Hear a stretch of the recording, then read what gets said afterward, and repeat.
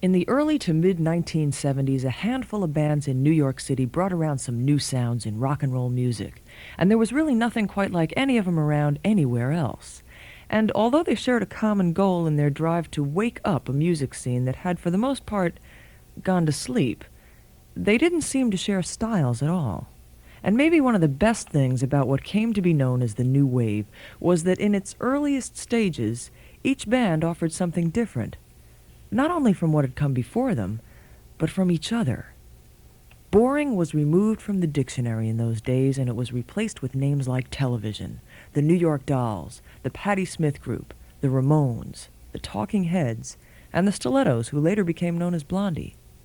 In 1978, when Tom Verlaine broke up his band, Television, who had recorded 2 albums, he continued as a solo artist, and is now with Warner Brothers Records, and his second solo album, Dreamtime, has just been released. And he's one of the few musicians whose music still sounds and feels as bright now as it did when he first started making it. I'm Meg Griffin, and I'd like you to meet Tom Verlaine.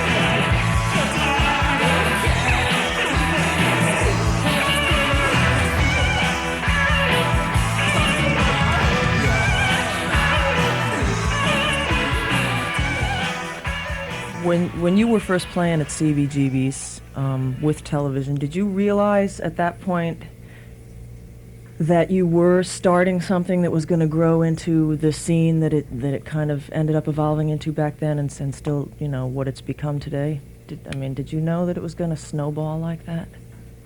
No. When we were playing there, it was sort of the era of the New York Dolls, the bands around New York had platform shoes and shiny pants and glitter in their hair, makeup or something. And we were like sort of the opposite of that, tight pants and short hair and I mean, we were sort of outcasts in a way. I can remember other bands with that look coming and sitting in the front row and like staring at us, like I don't know what they're trying to prove. But you'd look down, you just see these guys glaring at you as if you were on their territory or something. Huh. I had no idea anything was going to happen. I mean, we were just this band, and I was able to find a bar in New York at those days. That there was 2 other clubs that had like live rock, and that was stuff that signed acts, with record companies buying the ads. And Right. this guy Hilly at CB's, it was, he had Irish folk music. That was his big thing. Is the stuff that's been written about you true, that you are the person who was responsible for having him first book bands that were in the rock and roll vein? I guess it's true in that when I walked in there, it was like 2 o'clock in the morning. It was totally empty. Mm-hmm.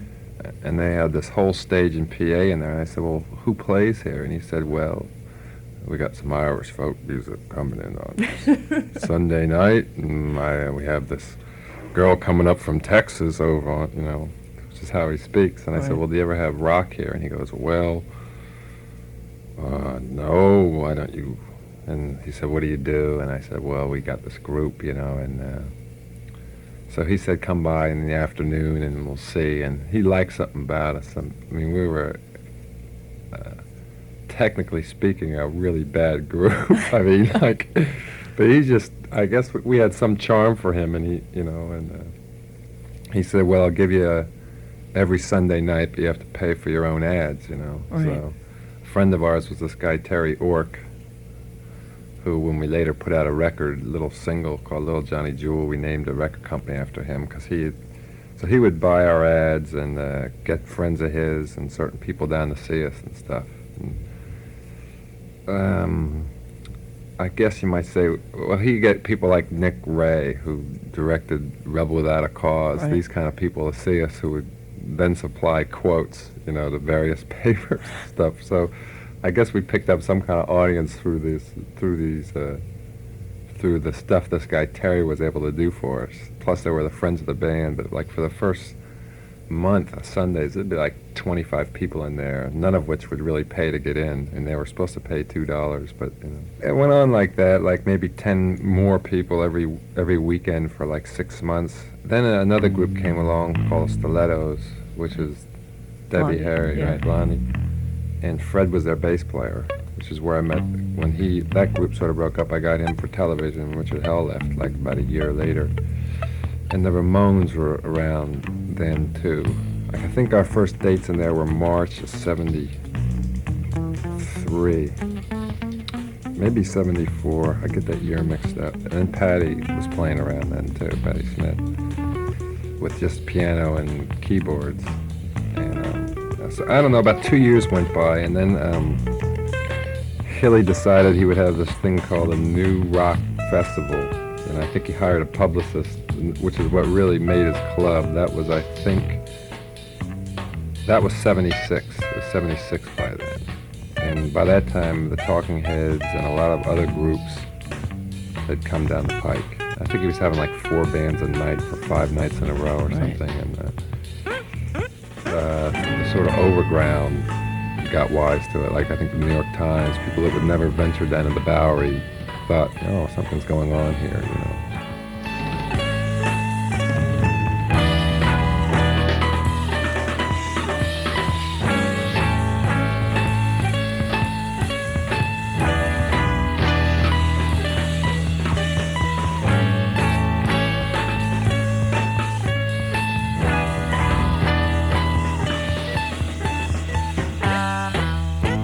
Now little Johnny Jew, oh, he's so cool. He had no decision. He's just trying to tell a vision. thought this was sad, and others thought it mad. They just scratching the surface. JJ could do the floor kiss. Or was he on display? No, no, not today. All that guy ever said, he said, I want my little wing head. He'd be half asleep at night. Over his head, sensation of flight. And he'd wake up dreaming, dreaming. And he'd run down to the airport, the rush, the roar. And he crouched down behind a fence with a chest full of lights. Then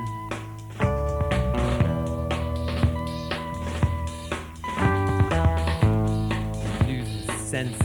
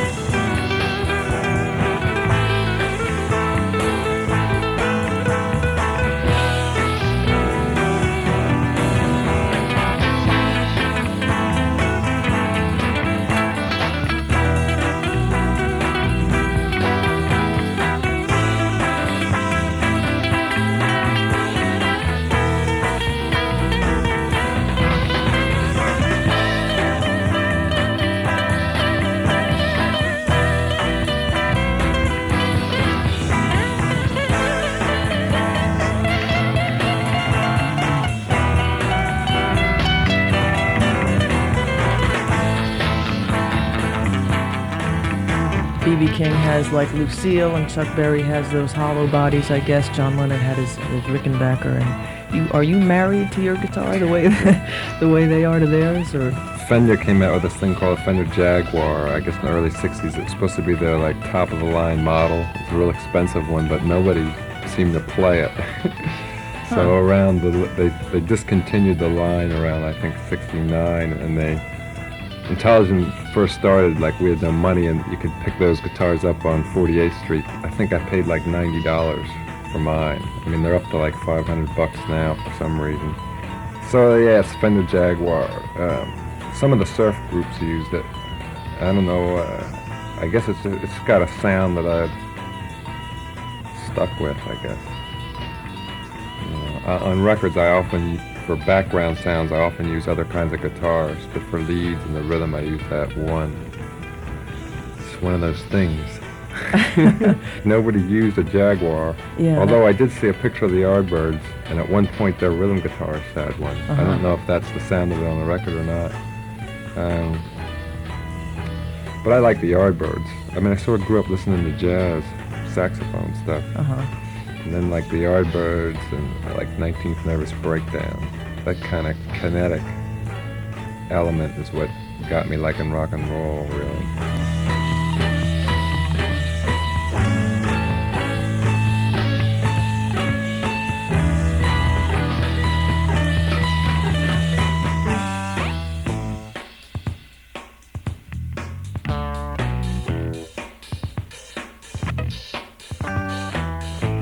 A little Johnny Jew, he's so cool. But if you see him looking lost, you ain't gotta come on so boss. Oh, you know that he's paid. You know that he's paid the price.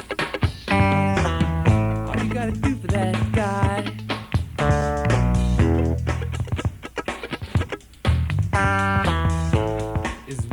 ride.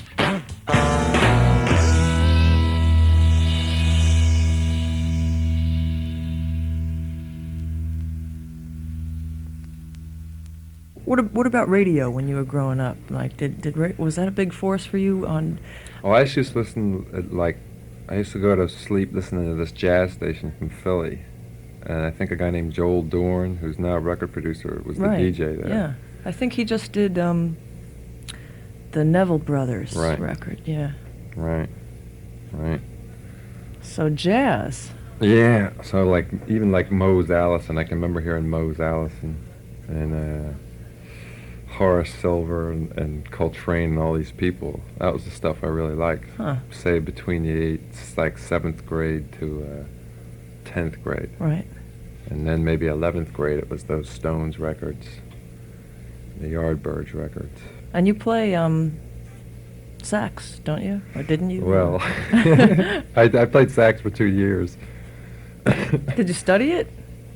I took like 2 lessons and bought a book. I used to make these crazy tapes with a friend of mine who also played sax, and he used to like get a saxophone for $50 and like cut off the bell and have a guy weld a spittoon on the end of it to change the whole sound of things around. We were both big fans of Roland Kirk, who later became Rassan. Right. He was our favorite guy. We would try to go to Philly and sneak into a club, but we were too young to get in, you know. What else when you were a kid? Is there stuff? Like I had piano lessons for 5 years. Yeah. And I was sort of writing stuff when I was a kid and listening to classical stuff. It's sort of backwards from the way a lot of guys go, I think. Like some guys take up folk guitar and then go to rock and then go to fusion music or classical or something. But Right. for me it was sort of the other way around. So maybe there's like some subconscious knowledge of music going on in there that isn't, you know, regular or something, you know. Well, when you write, do you use any of the experience, like, or do you actually use those instruments to help you write songs now, the piano or the saxophone? You play them I ever? wish I could use a saxophone. I Uh-huh. bought one about 2 years ago and sold it a month later because the amount of work I'd have to do with it to Yeah. play it live and make it, you know, make it sound good would Yeah. just about kill me to do. Piano I make use of.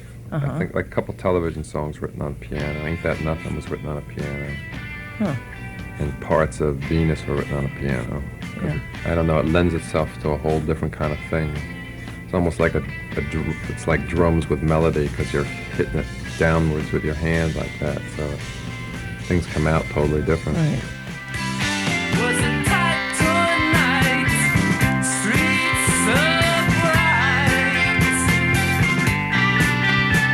The world was so thin between my bones and skin. There stood another person who was a little surprised to be face to face with the world.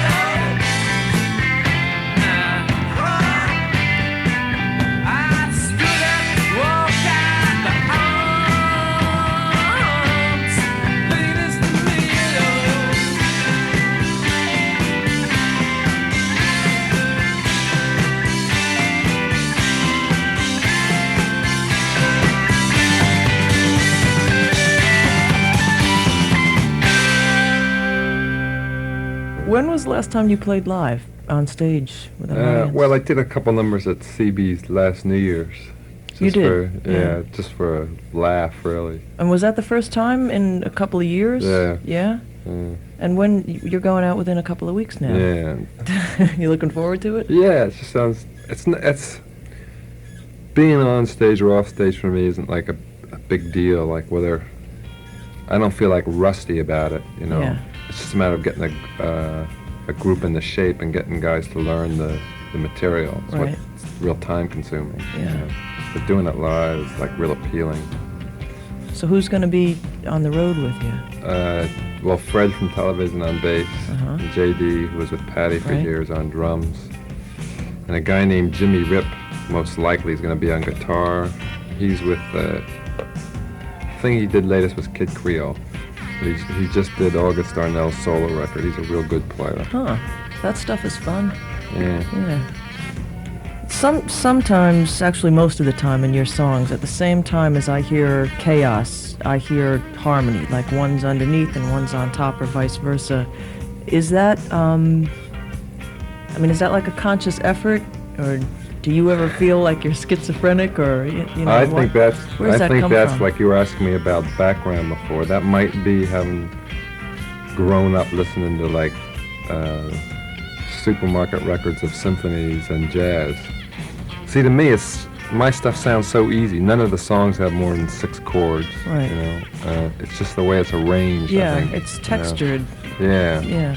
The way the parts lock together is unusual. I guess it's unusual. I feel funny saying it's unusual because to me it just sounds like the way to do it. Right. But like when I was auditioning guitar players, a lot of guys had a really tough time. And actually one guy said, "Are you crazy?" You know. I said, "No, it's very simple. It's chink, chink, chink," you know, and they just shook their head and stared at the floor. Like a lot of these songs have 3 chords. Right. Particularly on the new album, you know, most of them have 4 chords. I think it's like that. It's Yeah. just how they're played, you know, Right. Right. where they're put.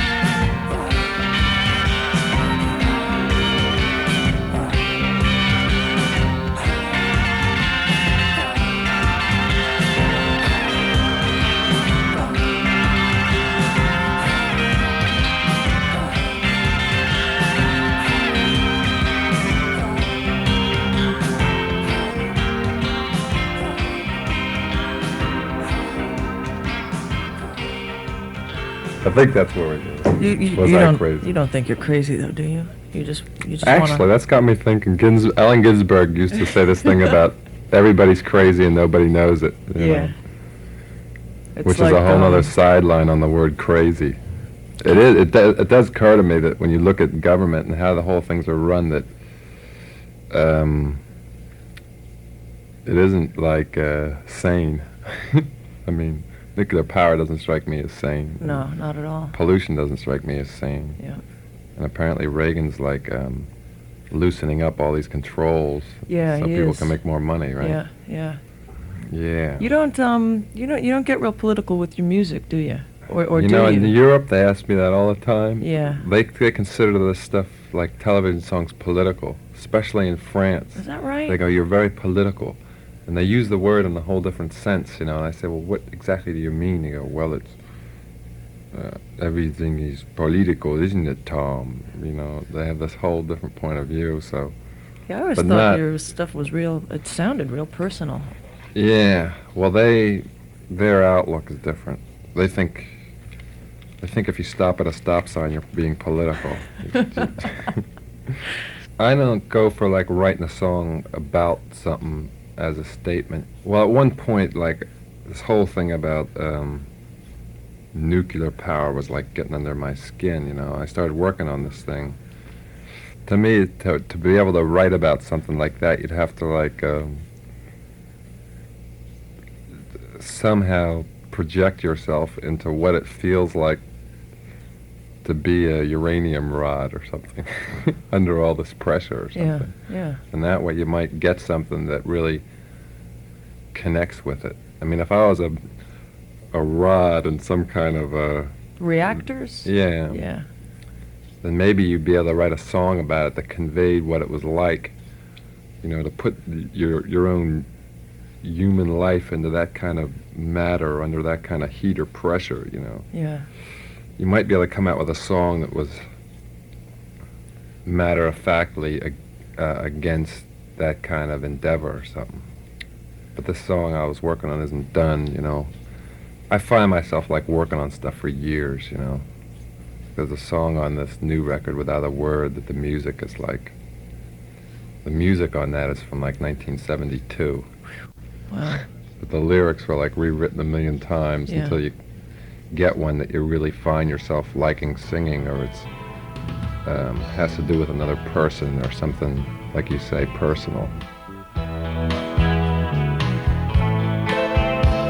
I've been given a fortune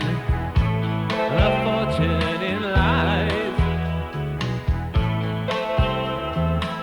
So spoke Laura as she closed her eyes. One by one, the lights are going out. Names are forgotten. There's darkness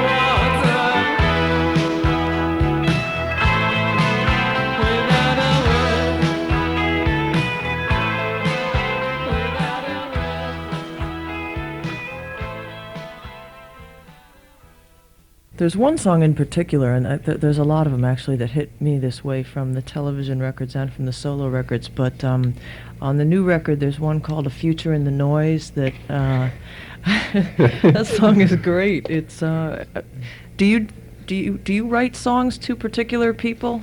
I mean, is it fiction or is it fact or is it always kind of a combination of the two? Well, there's definitely people in mind. This may sound definitely crazy, but sometimes you find yourself doing things and a couple months later finding out, what they were, who they were spoken to in a way. Like, well, John Lennon used to say that about his work. I don't know what I'm doing, I do this, and then 3 months later I found out the song was written for this person who I didn't know at the time. Yeah. That kind of thing, which, in fact, Bowie, I think, said that about his work once, too. Like, I can identify with that, really. Do you know Bowie? I know he recorded one of your songs, Kingdom Come. Did you have a relationship with him, or did he just Well, hear it? he invited me up to the studio to do some playing on his record, and while I was there, he put on this tape of that song, and I thought it was like a jam session or something that he was just fooling around with, and he said that he had liked a lot of my songs. He had come to see television in like 73. Yeah. We were playing this transvestite club, which one night a week would Not be a straight... 82, was it? It was the 82. Yeah. One night a week they'd have straight rock and roll there, so it's a pretty funny place. That was real early on. Yeah, Bowie has a knack for always being there when something else really new is happening. He kind of gets there ahead of other people. I think he seeks it out, Yeah. I recently heard this group called Can. Have you ever heard Can? Foreign band, right? They're I from, know, I I've think heard they're of from them. Hanover, Germany. Yeah. They've been doing records since 1968, and I Yeah.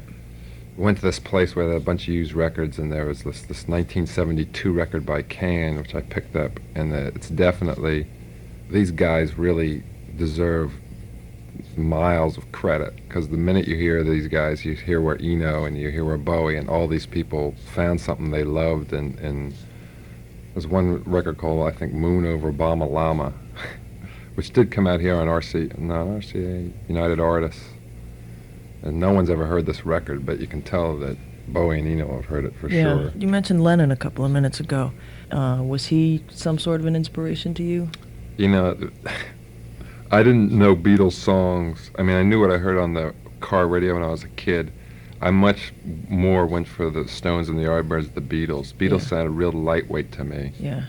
And then, like, when television was formed, like, people around a rehearsal loft, people would put Beatles records on. So then I'd start to actually listen to them, and I actually became aware of Harrison's guitar playing was really brilliant.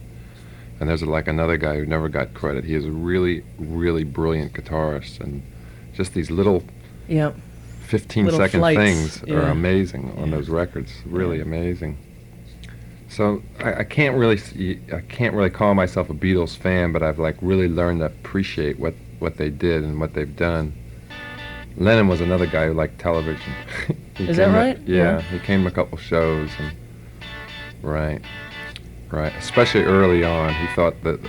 Were you aware of it when you were on stage that he was in the audience, or did you find out after? No, afterwards somebody that I knew had sat next to him and said, these guys reminded us in Hamburg, And I think what he meant by that really was like totally out of tune, half out of time, and falling off stages, just being revved up. Yeah. Hearing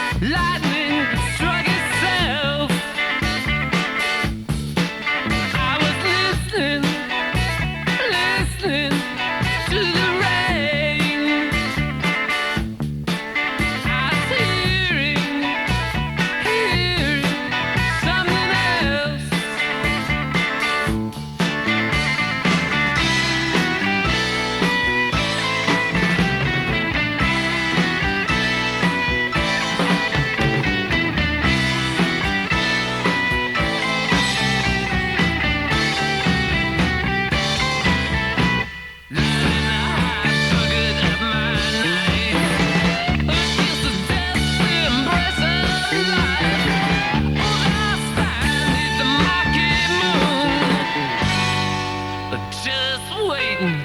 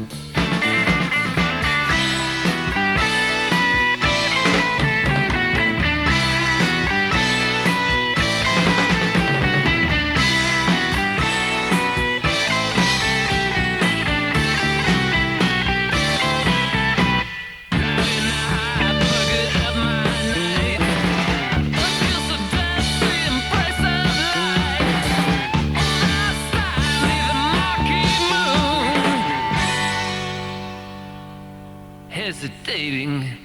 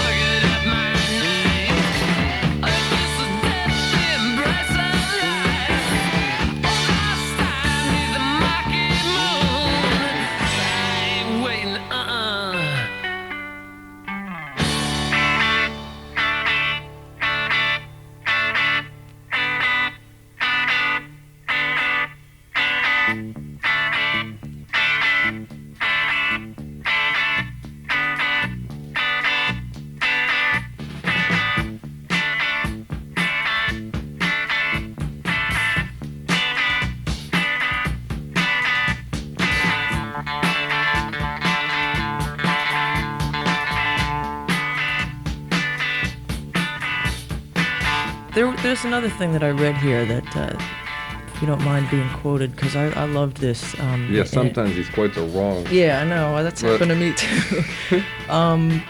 I guess, this is kind of like your feelings on the music business. You said in something that I read, you said if you're lucky in the music business, it's through two things. One is a certain sort of specialized support offered by kind-hearted women. And the other is thieves who help you while they're taking more than they're entitled to. I love that.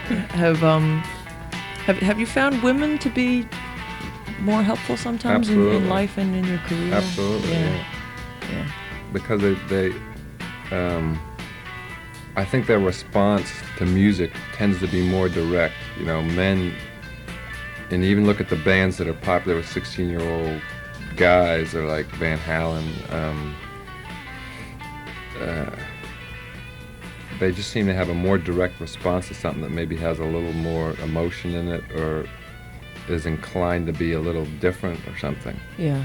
Than guys. The guys, I think, just want something. Not all men, but men, your mass tend, maybe they're not quite as sensitive, maybe. For sure, in the record business, is like women have been of more help than men. and they deserve, you know, much higher paying jobs than a lot of the men I've met in radio too. When television and the solo record came out, most of the DJs playing it happened to be female.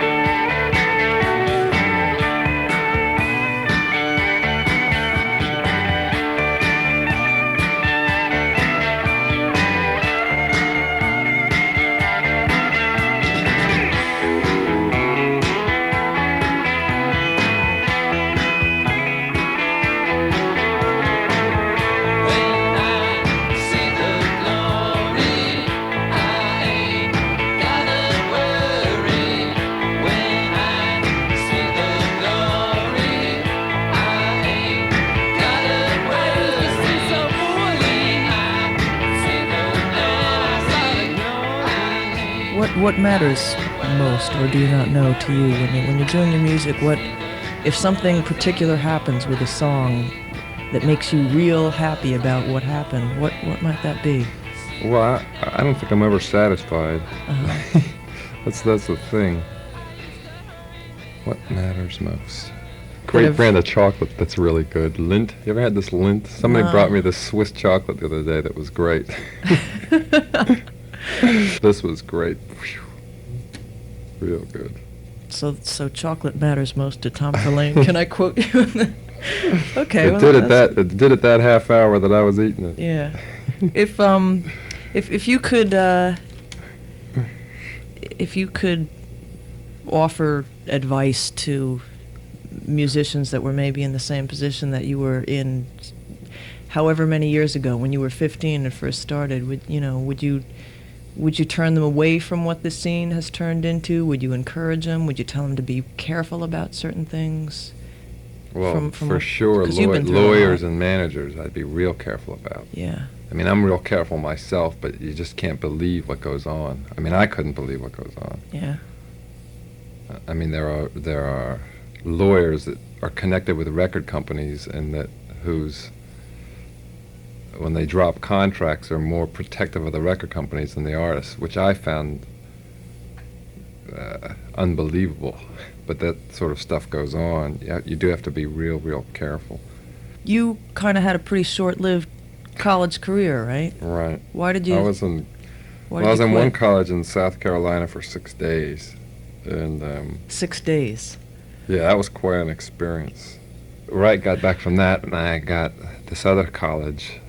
Actually, some service that gets you in the colleges called up my family, like on a Sunday night, and said, well, if he wants to go to the school, he has to get there tomorrow because there's a free, there's a open bed in the dormitory, and they have to fill it. That's how I got into college, really. So I went to this other school in Chester, Pennsylvania for up until Thanksgiving, so I guess that was 2.5 months. Right. And then I got out of that one, too. So this wasn't the right thing for you? Well, I didn't find it educational. Yeah. That's like in the true sense of the word, but I suppose if somebody, it all depends on what you want. If you want to amass a bunch of information that'll make you, a certain amount of money by spilling it out 4 years later, or being, this sounds maybe a little brutal or something, maybe it's okay. I just didn't. I found it real disenchanting, In fact, I only went to classes in both those schools the first day, and the rest of the time I spent. Well, never mind how I spent the rest of the time.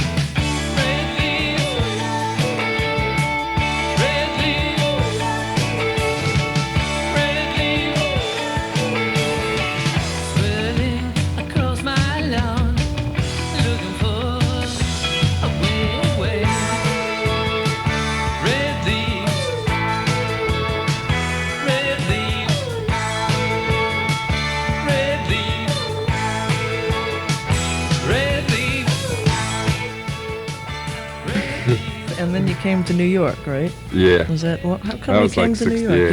You were from Delaware originally? Yeah. What brought you here? Well, I had come here when I was 15 with a friend of mine in '65, I think, and then I spent the summer of '67 here. Oh, just the energy of the town and what was available to you. It occurred I wanted to put a band together, and in Delaware, and nobody really wanted to seem to do it, and so I came here to do it, and I didn't meet anybody here for a long time either, years, 3 or 4 years. There were other things. There was there were poets I would get interested in that I'd never heard of growing up, and ways of doing things. It's a real open period. It just became aware of all these ways of doing things that you just weren't exposed to, or I wasn't exposed to in Delaware at all. Yeah. Anything you want to say that I haven't? That would sell yourself too short. That's my advice per se, for what it's worth. I found that at a certain point in my life when I was working 8 hours a day, and I just thought, God, if I just do what I want to do and believe in it, maybe something will come down the pike. And sure enough, that's really what happened, I quit a job, and for 2 years, I quit a job, and a week later a guy came up to me in the street and said, you used to work here, blah, blah, blah. Do you want to work for me 12 hours a week, and I'll pay you blah, blah, blah off the books? And I had an apartment that was $35 a month at the time, and what he was paying me was just perfect. So I only, And that's the kind of thing that happens, I think, if you commit yourself to doing something that you're really personally involved in. It's Yeah. like you may go through these really lean years, and like my years ain't fat by any means recently, you know, but you may find that surprising things happen. you Yeah. know, for sure. Thanks. Okay. I think we got to get out of here.